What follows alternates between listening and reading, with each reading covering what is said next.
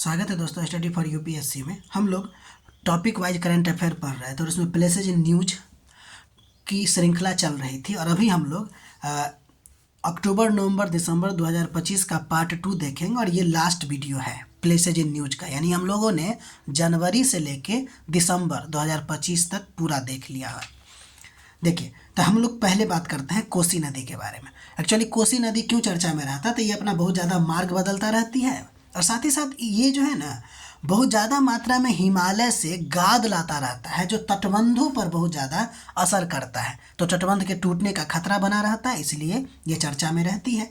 इस नदी को बिहार का शोक कहा जाता है और साथ ही साथ यह हिमालय की सबसे अधिक जो अभी बताए हैं तलछट यानी कि सेडिमेंट लाने वाला नदियों में से एक है।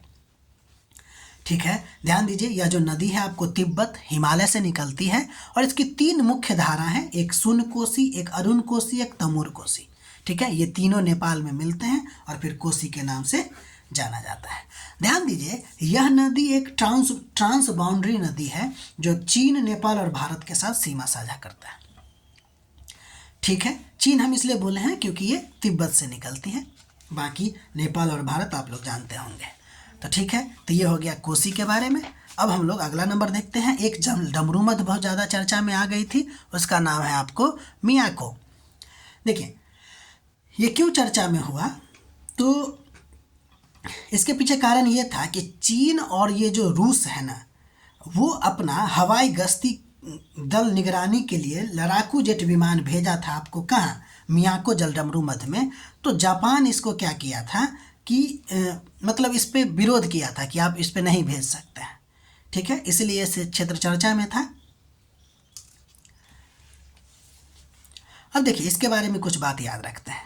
पहली बात कि यह एक सामरिक जलडमरू मध्य है और पूर्वी चीन सागर को प्रशांत महासागर से जोड़ने का काम करता है। तो ये आपको कहाँ दिखेगा, चीन सागर और प्रशांत महासागर में, पूर्वी चीन सागर को प्रशांत महासागर से जोड़ने वाला जो जल संधि है उसी को हम लोग मियाको जल संधि कहते हैं। या फिर प्रशांत महासागर न दे के फिलीपीन सागर भी दे सकता है। तो महासागर प्रशांत महासागर में ही है ना ये। अब देखिए, ये जो मियाको जलडमरू मध्य है ना, वह जापान के रक्यू द्वीप श्रृंखला में मियाको द्वीप और ओकिनावा द्वीप के बीच स्थित है। ये बात भी भूलिएगा नहीं कि ये जो मियाको जलडमरू मध्य है वो पहली बात है कहाँ, तो जापान के श्यूकु द्वीप समूह श्रृंखला में है ये। यानी कि श्यूकु द्वीप श्रृंखला का ये पार्ट है और मियाको द्वीप और ओकिनावा द्वीप के बीच में स्थित है, यानी कि 2 द्वीपों के बीच में स्थित ये मियाको जलडमरू मध्य है। अगला नंबर एक चर्चित टॉपिक है जिसका नाम है बेनेई मेनासे।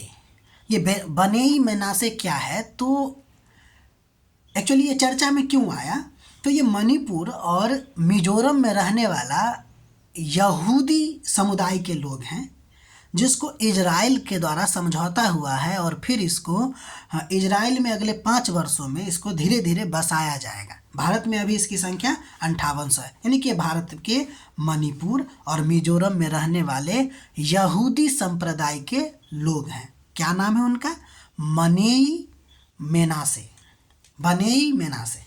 ध्यान दीजिए, ये हम आपको लिख दिए हैं।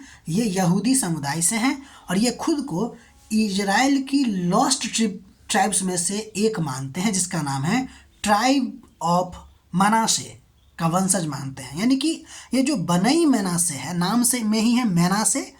तो इजराइल में माना जाता है कि जो उसका प्राचीन ट्राइब है लगभग 10 लॉस्ट हो चुके हैं, तो उसी लॉस्ट प्रजाति ट्राइब्स में से एक है बनेई। और ये किस ट्राइब से रिलेटेड है, तो ट्राइब मनासे। ठीक है, और ये भारत के पूर्वोत्तर राज्य जो ऊपर लिख दिए हैं मिजोरम और मणिपुर में रहते हैं। एक्चुअली में देखा जाए ना तो ये अपने आप को यहूदी मानता है, यहूदी है नहीं। बाद में इजराइल पहले इसको यहूदी में कन्वर्ट करता है और फिर इसको धीरे धीरे ले जाता है ना। तो ये रखिएगा बनेई मेनासे। तो ये हो गया आपको प्लेसेज इन न्यूज टॉपिक जनवरी 2025 से लेके दिसंबर 2025 तक हम लोगों ने कंप्लीट कर लिया लगभग 19 से 20 लेक्चर में, और ये छोटा छोटा लेक्चर था। ठीक है, उसके बाद हम लोग अब साइंस एंड टेक्नोलॉजी की तरफ चलेंगे। तब तक के लिए अपना ख्याल रखिए, इसका नोट बनाते रहिए, और अब मौका है कि इस सब पॉइंट को एक दिन बैठ के पूरे मैप में डिनोट कर लीजिए।